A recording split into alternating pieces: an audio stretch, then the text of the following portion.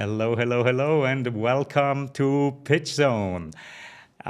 Do you ever struggle turning your leads into business? If you do, this is the show you want to watch because we have a very special guest today that will help us with some real insider tips and strategies to turn those warm chats into hot deals. And we are having this discussion, of course, with our co-host, my co-host here today, Nathan Gold, pitch coach extraordinaire, hailing from San Francisco, California. Nathan, it's a real pleasure having you. Thank you. I appreciate being here, and I can't wait for this topic to be covered. Yeah, we've worked together with Susan on PitchZone a couple times. She joined us as a coach, and we've had some coaches tips sessions with her. And I've been looking forward to this all week long. I hope you are as excited as I am, Nathan. I very much am, because in the area of sales, it's something we can learn we can learn something new every day, all the way through the rest of our lives. So there's no end to what you can learn in the sales world. Absolutely, absolutely. So let's very quickly bring in Susan Trumpler before we greet our viewers at home. Susan, so I great. feel like I just zoomed in from outer space. You did. You know, it's those buttons. It's those buttons on my side here. But Susan, how are you today? It's so great to see you again. Thank you. I love hanging out with you guys. It is always fun. And I love it because we all have a different perspective on sales, and it's really cool to be able to blend it together. There's no rights or wrongs. It's just everybody has their own approach, and you want to hear all sides of it. So it's so much fun to be here and talk with you guys about it. Indeed. And during the program, we will alert our viewers to a really special workshop. Well, it's not a workshop, it's a master class indeed, right? That we are gonna talk a little bit about, because anybody who wants to increase their sales ratio, Susan is the person to really put on the radar and tune into. So let's say hello very briefly to our viewers online. We have Rick Pollack joining us from Boston, Massachusetts. Rick, hello. I hope you're doing really well.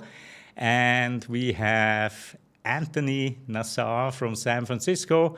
Anthony was a guest on PitchZone a couple weeks ago. For those that were looking for financial help, Anthony, that's your person. And we have Massimo Peroncelli joining us as almost every week from Thailand. And yes, it's the rainy season. No need to water your plants today. So let's get started here. Susan, I am really always impressed with you because you have a corporate background. You come from the corporate world like I do, like Nathan does. And today you spend so much time helping people in smaller businesses. You want to level the playing field, the sales playing field for them. What motivates you to take your experience from the corporate world and help those that, need that help perhaps the most? I'm going to be really honest on this, and hopefully, if you're only in honest corporate answers. listening to this, you may be slightly offended, but I think it's a good thing to be aware of.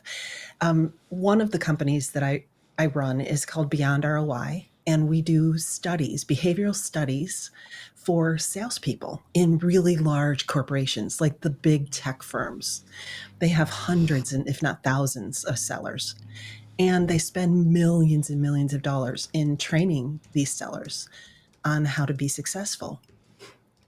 We come in behind that training and find out if they're effectively applying their skills and how effective are they in each area. And so at the end of a study, we're able to literally give the keys to the kingdom back to these corporations. It's, here's what's going well, and here's where you need to put more coaching, more support, more reinforcement, because we all know by putting a butt in a seat in a training class, it's not going to change behavior. You really have to reinforce it, and you have to be able to coach and work with people. And so we give them the insights to do that. And then they don't. You know what they say to me? We don't have time for coaching. We're too busy running after the number. We're too busy being in reactive mode as opposed to proactive mode.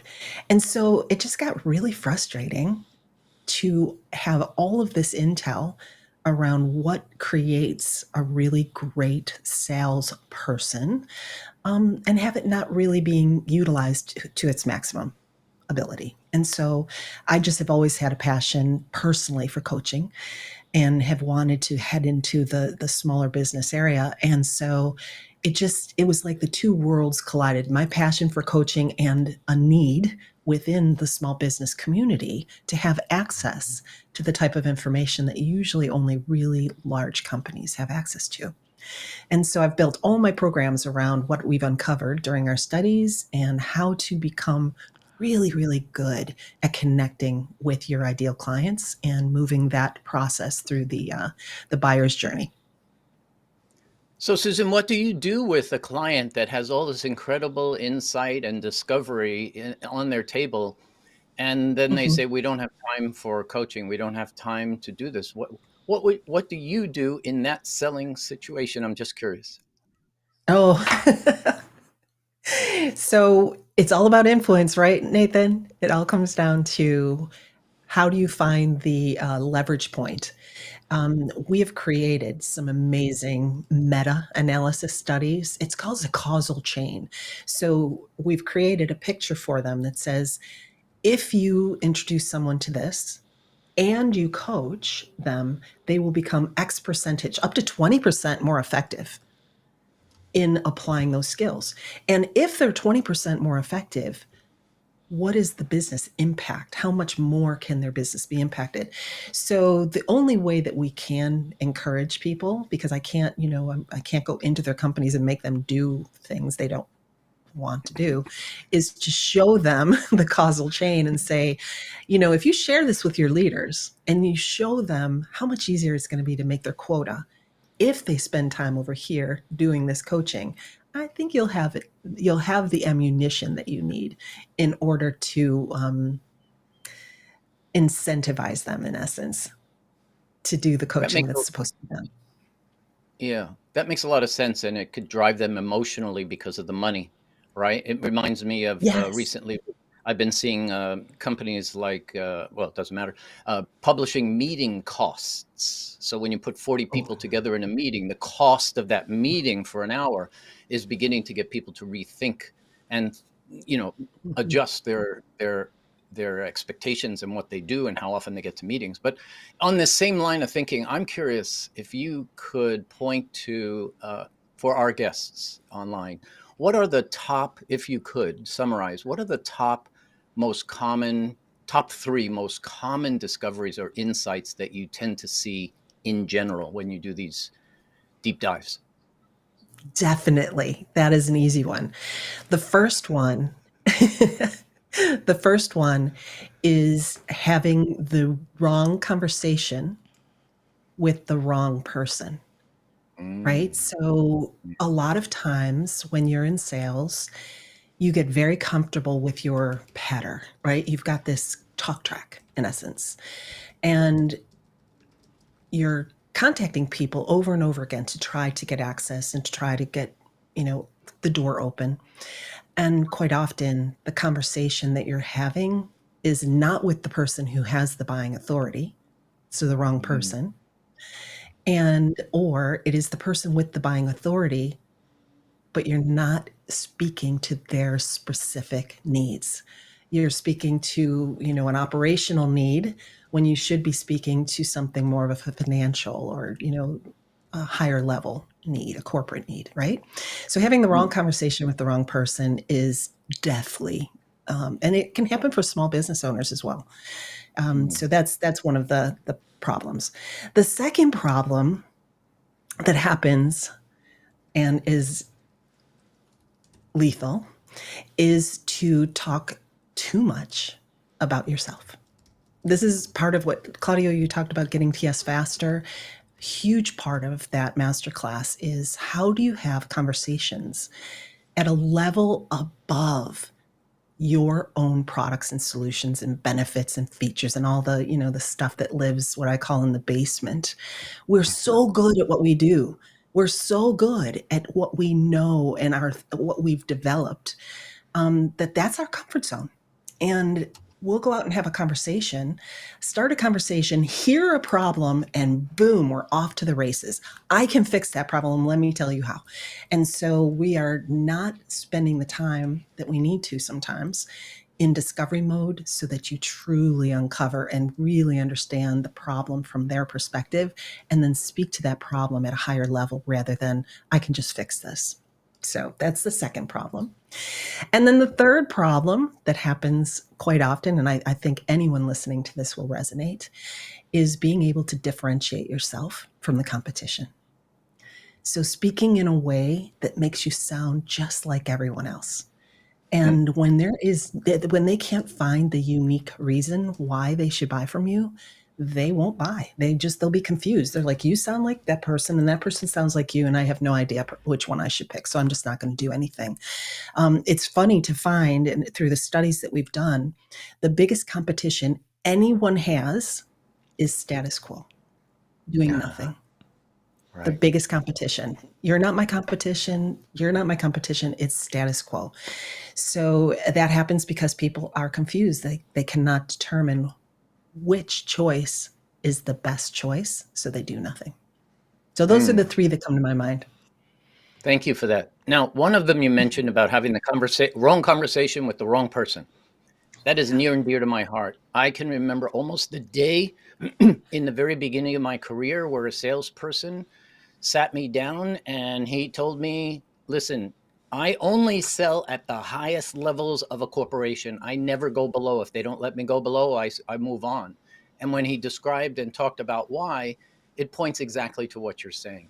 When you sell high up in the organization, you tend to have higher level conversations. So my question to you is, what do you tell people who are a little afraid of calling on the top levels, the VP, the CXO levels in an organization when they might, not even have a product yet, but they still need to start communicating with those people and sell at the highest levels? What's your advice there? Well, first, get yourself educated. I'm sorry, but you have no business calling at the high level unless you have some business acumen. And so really understand the role of the person, what their challenges are, what their day-to-day life looks like. Whatever you have to do to get yourself educated at that level, you've got to do that, bar none. But then I want to also, on the flip side of that, say, have confidence in yourself. Okay, so if you are educated, if you've been out dealing with the CXO level, know this, that you have the right to sit in front of that person because of who you are. I'll give you a real life story on this. When I was in sales and leading a sales team, our primary contact would be a CFO, the chief financial officer. And I had a young woman on my team, and she felt very intimidated because she was fresh out of school. She didn't really feel like she had the right to sit in front of a CFO. But she had been in the role for over a year, and she just wasn't getting that, confidence level. And I asked her to stop and think for a moment how many people she had been in front of in that year's time, how many CFOs she has sat in front of and asked questions and understood their business and understood their challenges. She had had enough exposure at that point. And I said, now think about that CFO that you're sitting in front of. He doesn't have that opportunity. He's in his own company. He sees his perspective just one way, and you're out there and you can bring so much value to that person because of the fact that you are out there talking to so many different businesses, understanding what's going on underneath the covers. You bring value to that person, even though you have not operated in that role. And I think if you can get yourself educated, get out there, get the experience, and then leverage that experience, you can have amazing conversations at the CXO level. Amazing. Very nice, Susan. Now, Massimo had a very, very good question online in the comments here. Thanks for this question, Massimo. How much in a salesperson is instinct and how much is education and training? Is there such a thing as being a gifted salesperson? You guys, we could talk about this all but for the entire hour. That's such a good question, Massimo. It's like a trifecta. You have to have the innate behavioral constitution to be a salesperson. You have to be someone who is curious, really enjoys communicating and being with people and, building relationship. If you're not that person, you're never going to make it in sales. So there's this innate characteristics that, yes, I do believe there are some people that have a gift of that. But the second part of it is the skill. You have to have the education. You can only get so far, from my perspective, you can only get so far on natural ability. And then you need to have technique and you need to know the proper way and, to really have the understanding, the processes and the skills. So that's the second piece of it. But then the third piece is all about grit. I guess, it's longevity. Can you do it? Can you sustain the mind chatter, the part of you that gets, when you get turned down, when you get, rejected, can you handle it? Can you bounce back and be able to not take it personal and keep moving forward, right? So there's a mindset piece of it as well. What do you guys think? Yes, I absolutely agree. And now I was very fortunate because I grew up in the corporate world and I entered it at a very young age in top companies that spent a lot of money in employee training, right? So I went through a lot of sales training with some of the really, really big names that we know out there. And yet all of these sales trainings, each one has taught me very valuable lessons. But for me personally, they were not even close to being as effective as those relationships that I had with my mentors. So I wanna get your opinion, Susan, training versus mentor. How do you see the difference there, and which one do you find is more effective? I don't think you can separate them, Claudio. I think the training is the foundation. You have to have it. It's like building a house. But people cannot effectively apply what they learn without a mentor. And that's what mentor/coach. Okay.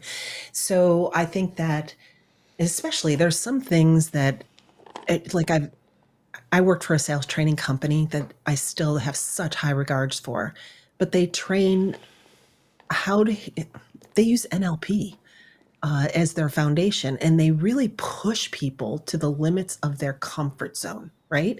And I think that's where the mentoring comes in. Is when let's say I'm a tenured salesperson, and I've been doing things a certain way, and I've been getting pretty good results. Then I go to a training and I learn something new.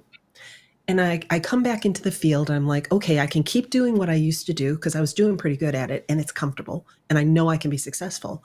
Or I can adopt this new thing I learned. But that's risky because I'm not good at that yet. And I can't afford to not be good. I've got a quota to hit every single month, right? So without a mentor to be able to share with me and role play and kind of get me into that place where I can move outside of my comfort zone, knowing that I'll be safe, I'm gonna put that training in a drawer, shut it, and go back to doing what I used to do because I got results that way. So that's just one way to look at it.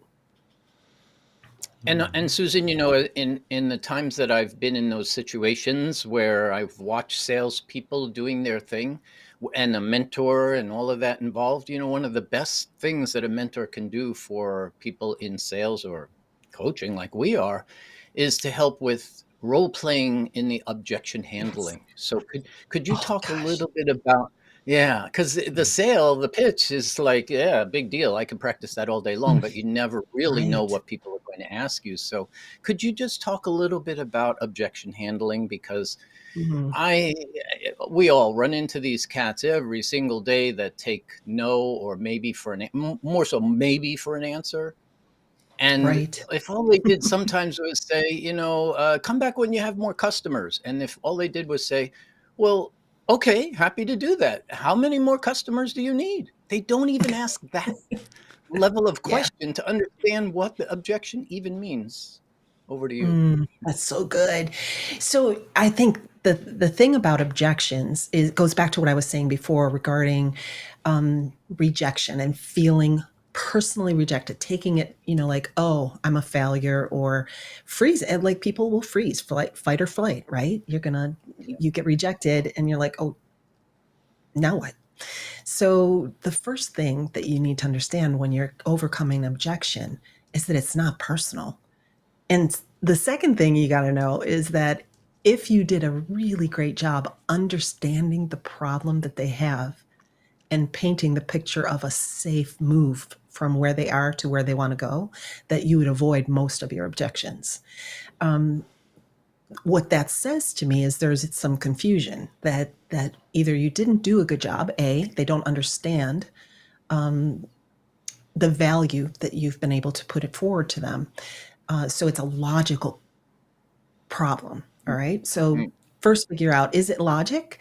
Or the second side of that picture is an emotional objection. And Nathan, those are the hard ones to overcome. And you can Mm. tell in an emotional objection something that is holding someone back from moving forward because they're not feeling safe, or there's this fear that's holding them back from saying yes to you. And the only way to be able to uncover an emotional objection is to ask more questions. And that's where great point to Claudio, is it training that you need, or is it mentoring? I think that's where the mentor comes in, is when you get this type of a response, how do you ask the right questions to understand, like, what's That's underneath that? What's going on that's holding you back? Because this just doesn't make sense not to move forward, right? But yeah. it, it takes mentoring, it takes practice, and it takes grit. Very cool.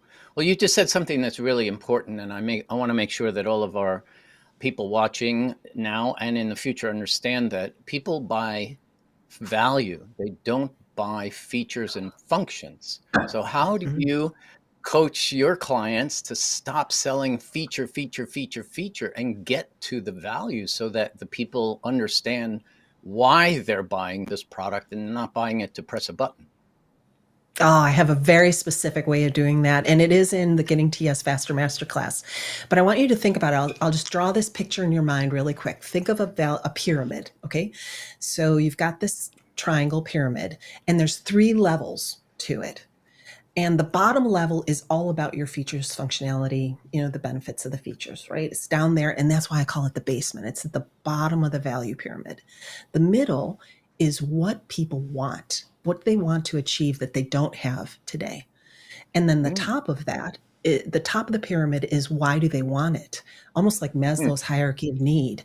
What is the top? What's their big why in wanting what they want? And so when I put that picture into the folks that I'm coaching, I put it into their head and I said, listen, you're not allowed to stay in the basement for more than a minute. You go to the middle of the layer, you find out what they want that they don't have, and then you go down into the basement and grab one thing, just one little nugget that says, because I'm able to do this for you with our solution, you will have this. You'll be able to overcome this problem. You'll be able, blah, blah, blah, blah, blah. And then that leads you to the why, right? And then you can go down into the basement and grab one more nugget, bring it up to the middle of the pyramid, and tie that feature or that functionality to what it is they're trying to achieve. And if you follow that kind of pathway, it will solve the problem of staying in the basement too long and really tie everything that you do to what it is your people want that they Can don't I have use today. that metaphor? I'm sorry, what? I said that what they want that they don't currently have today. Yeah. Can I borrow that metaphor and use it in the future? Because it's so clear. You know, why would you want to stay in the basement? Just bring one thing up and say, "Hey, look at this," and they go, "Oh, I love that." Oh, wait, I got more, and go down and get something else. That's such a great metaphor for Just what we thank do you. in selling and demoing products and services. That's Yeah, amazing. it Wow. is. Yeah. Yeah, as a matter of fact, thank you, Nathan. And it really does resonate with people when they think of it that way. I did a lot of training with technical consultants, solution consultants, right? Where they're very technical people and they live in the basement. They'd rather be there than any place else in the world. And that is what you have to do, is help them say, no, you've got to come up into their world. And you can bring one thing with you, but you cannot bring the full suitcase and boatload of bits and bytes and speeds and feeds and all of the things that you love to talk about. Not allowed. Right. So it works. Oh, I love this so much. This is absolutely brilliant. I'm not even going to ask you whether I can borrow this. I'm just going to steal it, okay? Yes, of course. Of We'll give you course. full credit. We'll I give you would, full credit for it, Susan. Right. Don't But worry. you no are worries. I want the absolutely whole world to think this way. I want the you're whole world to think this way. So right. the more of us Right, that are right. talking about it this way, the more it helps. Exactly. And you have some really great gems here. Rick saw one before when you were talking about uniqueness, and Mhm. that this is really advice that is absolutely golden, because you need, as Rick says here, to show you provide more value than Chat GPT, and that is absolutely the case. Now, Susan, you mentioned a couple of times the program Getting to Yes Faster. It's a masterclass that you have put together. Tell us a little bit more about what people who are interested in it can expect. Sure. It's very simple. It's not extensive. It'll take you less than an hour to do, but it is so powerful. There are 3 questions in every buyer's mind that have to be answered before they can say yes to you.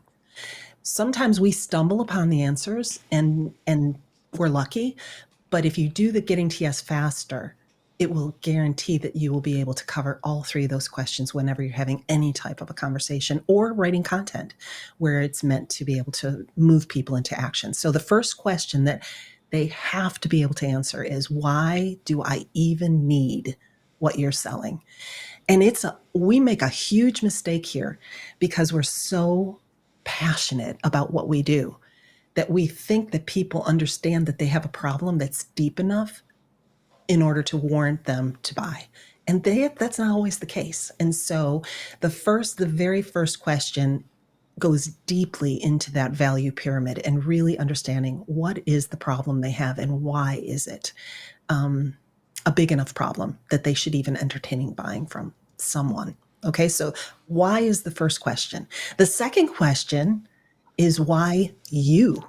Like, hey, this world, there's a lot of competition out there, including status quo. So why should they buy from you? What is unique about you? What are your different differentiators? And a really quick, and Rick, I know you'll love this. Here's the thing about uniqueness and differentiation.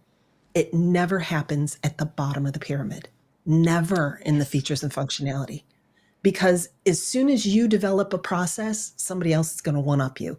And it's not there. It has to be in the middle layers of how you communicate, connect, create relationship, and help your buyer feel safe. So why you is the second question that has to be answered. And then the third question, and this is another one that's tough, why now?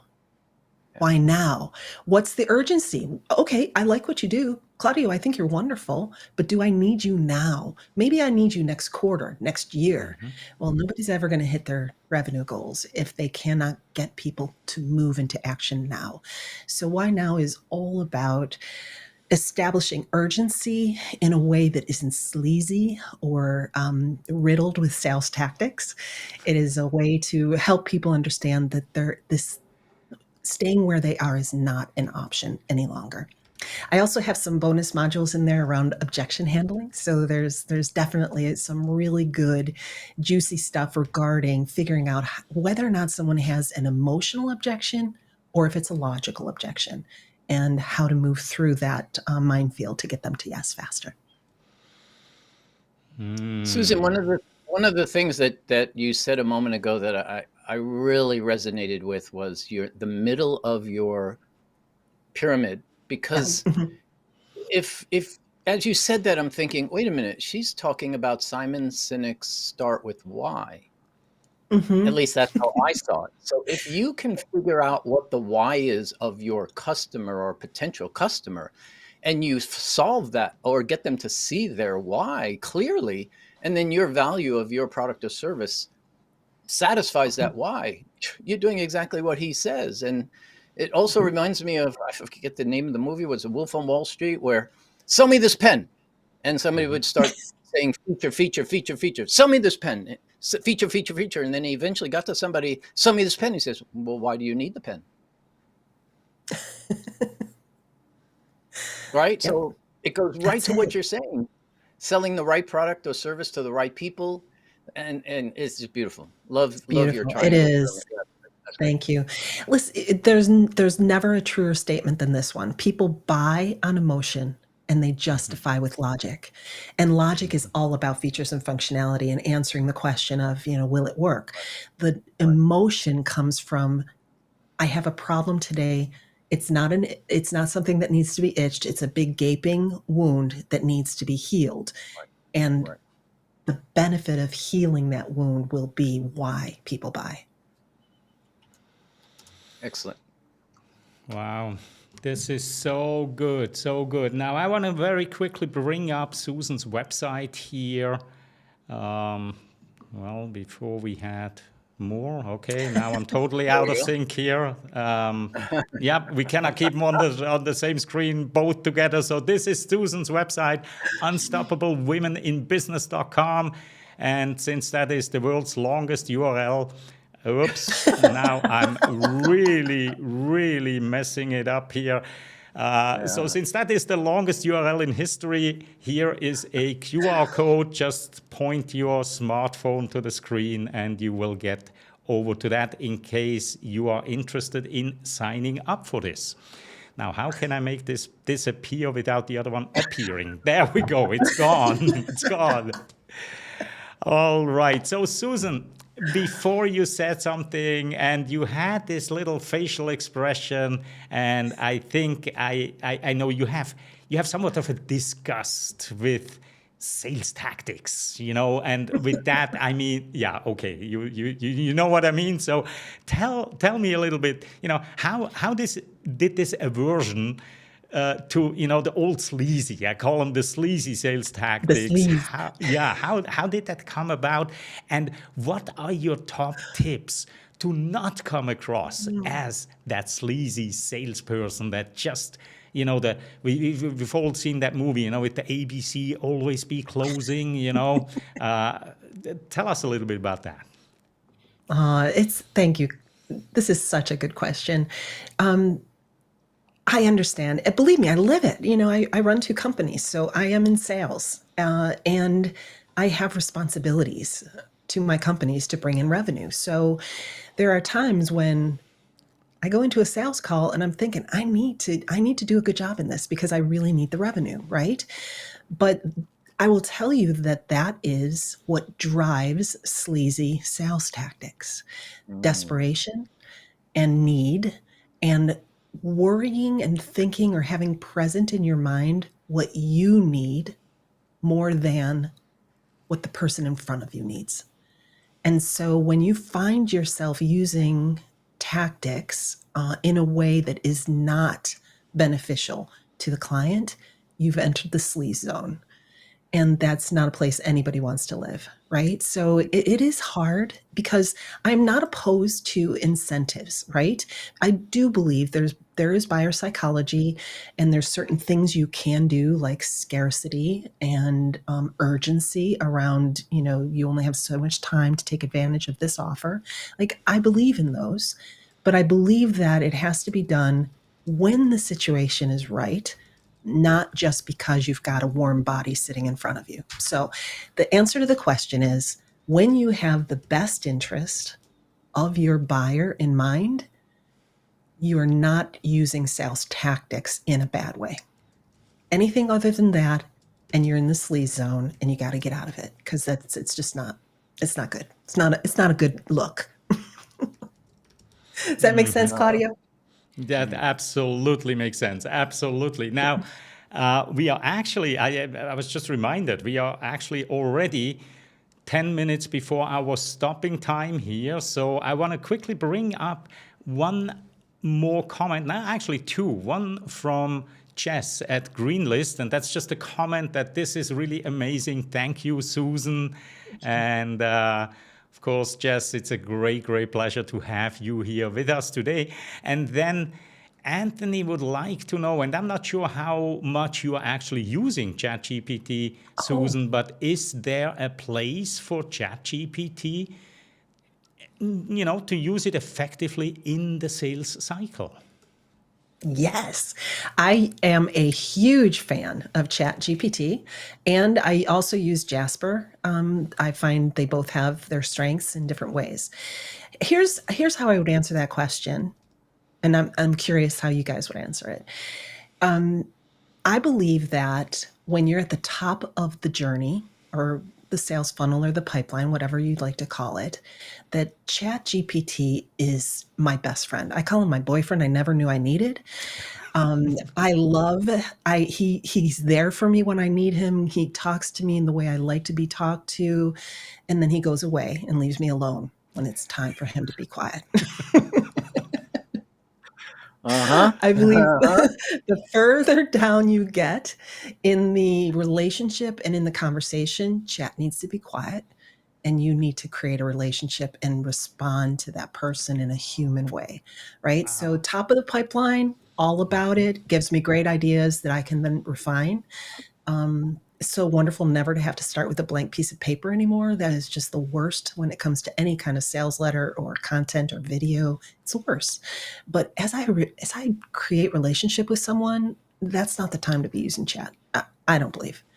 So, what do you guys think? Yeah, I'm totally on board with what you're saying there too. If you want to make sure that people open your emails and you want a powerful subject Mhm. line, I take whatever subject line I write and I stick it into GPT and I say, Yeah. please make, I usually say, please make this more concise, persuasive. And yeah, I can't stop saying please because it says you're welcome. And so like you, it's my girlfriend that I use 5 times a day and I do exactly the same thing. I get information from her and send her away, you know. It's great for that sort of thing. Yeah. Only 5 times a day, Nathan. Could be more. Yeah. Absolutely great. So yeah, to answer Anthony's question from my side, I absolutely see place for ChatGPT at every single step in the sales cycle, including when it gets more personal, because just because you may not find the right words yourself, right? Mhm. So that's when I turn to ChatGPT and go like, well, maybe ChatGPT can help me making this more eloquent. But the feeling that I have in there and the thought is still from my side, right? So the other person will never even know that I consulted ChatGPT to come up with something that's a little bit more eloquent and perhaps, Mhm. or if sometimes, we all know this quote by Mark Twain, where he wrote a letter to a friend, right, and apologized at the beginning of the letter. I'm so sorry for writing this long letter. I didn't have time to write a short one, right? And Mhm. those are the Right. moments that I think ChatGPT really excels, right? Because I can just ramble. I can do a memory dump into ChatGPT and say, make this concise. And I Mhm. get something back. So for me, ChatGPT in the sales cycle at every single turn. Yeah. Nice. Yeah. And the I more you love it. use it, the more it knows how you speak and it uses your tone of voice. So it doesn't go perfectly grammar checking it and doing all those things that at least 4.0 does that for me. Mm-hmm. Susan, could I ask you Yes. one more basic question that I feel like it's an important distinction for our guests? And that is, could you just talk a little bit about the difference that you see between sales, a sales role, and being persuasive? Because in the startup world, I'm continually faced with people who they hate sales. They don't want to call themselves salespeople. They don't like the word at all. And they have to sell, but they don't have to be called salespeople. But what would you say to people like that who say, I hate sales. I'm not going to do that. What would you say? First, I would say they need my book. Oh shit, I'm in sales. Oh, sorry, can I say that, Claudia? Of course. I'd say get over yourself. Good. I think the only reason, Nathan, that people reject being called a salesperson or saying they're in sales is because of the way they think about sales. They think of it as sleazy, pushy, slimy, and it doesn't have to be that way. So all I would say is do a good job at it and be proud that you are someone who can influence or persuade someone into action. It doesn't matter what you call yourself. At the end of the day, you're selling. Just do a good job at it. Don't be that sleazy, pushy person. Create a relationship, influence them in a way that is good for them and good for you. And life is beautiful. But it's crazy. People are funny. Nice. So if you are not yet convinced, I don't know what it takes, but do sign up. And I got it. Look, both at the same time. Hey, Claudio. Do sign up for that Getting to Yes Faster. You have nothing to lose and a ton to gain. Absolutely. So, Susan, we are nearing the real end here of our session, and you are always such a delight talking with and exchanging ideas. So I want to get a little bit personal just to finish this up here. Nothing to be afraid of. Don't worry. I'm curious what your favorite childhood meal was. Oh my goodness. Well, I mean, you said the words and I saw it in my mind. It was Sunday dinner at my grandma's house. I'm Italian, first generation, off the boat Italian, and she made such good. It's called gravy when you're Italian, as opposed to sauce. But she made the best meatballs and sauce, and I just remember sitting around the family table and just it was the best part of my childhood. Oh, I love it. And so when is the last time you had this, or do you still cook it for yourself Oh, yeah. sometimes? Definitely, yeah. My mom picked up the mantle and carried it on for a lot of years, and now it rests on my sisters and my shoulders. And, usually once a month or so, we'll have a really great Sunday dinner, and yeah, it's wonderful. Love it. And of course, Massimo will love this as well, because as you know, Massimo is Italian, right? And so That's right. you can start to exchange recipes. What's the number one thing that you put into that gravy that makes it so delicious? If I told you, then I'd have to kill you. That's why I'm so far away. No I'm chance of kidding. that happening. I'm kidding. No, actually, raisins. Massimo, I don't know if you're going to agree with me, but my grandma always put a couple raisins in her sauce because it takes the acidity down just a little bit. I'll also say I'm a wicked good cannoli maker, which not many people. Like if you've ever had my cannolis, you would never want another one from a commercial bakery again. Mine are light and delicate and yummy. I love it. So here's the secret for you, and Massimo is a tremendously good cook. As a matter of fact, try his tiramisu and you will never want to leave his home. Secret for meatballs, good cooked ham inside and a potato. Inside the meatball, right. I guess, right inside of the meat mix, I guess, Massimo. So It's so funny, yes. Massimo. I read it, good cooked ham inside a potato. I'm like, how do you put ham in a potato? All right. So leave the sleazy sales tactics. Take the cannoli. And on that note, I really want to thank you very much, Susan. Real pleasure as always engaging in a conversation with you. Thank you, Nathan, for co-hosting this show here. And thanks everybody that joined us live and engaged with questions and comments. And of course, also those that watch this on replay. And with that, I wish you all a wonderful morning, afternoon, evening, wherever you are in the world. And we shall see each other again next week. Bye-bye.